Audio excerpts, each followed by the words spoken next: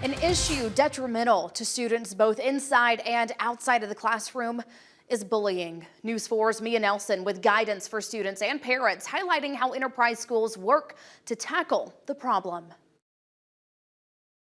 As a new school year begins, Enterprise schools are encouraging students to remember the golden rule. Treat others the way that you want to be treated.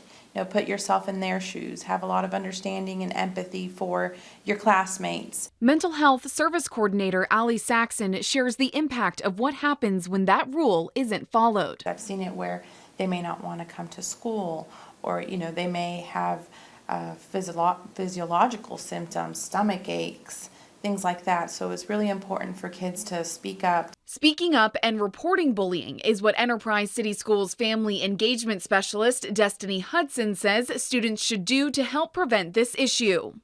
It's very important for students to report what they've either experienced or witnessed so that adults can intervene and help. We cannot fix a problem if we don't know about it. She says parents have a role too. I would encourage parents to check behind them and be sure that somebody at the school knows what's going on.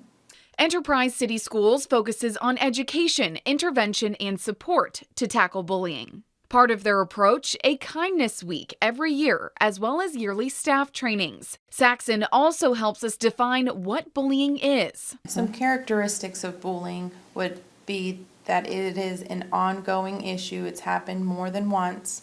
It's on purpose, not like an accidental thing, and also a perceived power imbalance. According to the Centers for Disease Control and Prevention's Youth Risk Behavior Survey, in 2023, 19% of high school students were bullied on school property during the past year.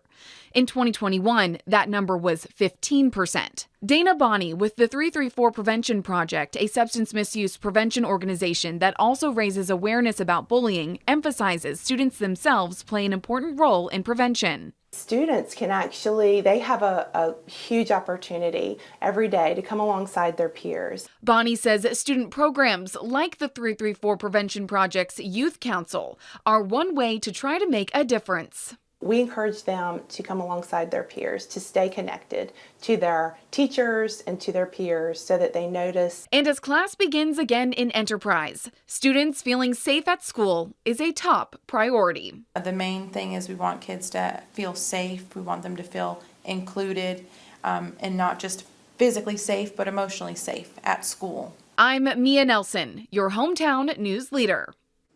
Enterprise City Schools has a bullying reporting form that can be found online or in the front offices of the schools.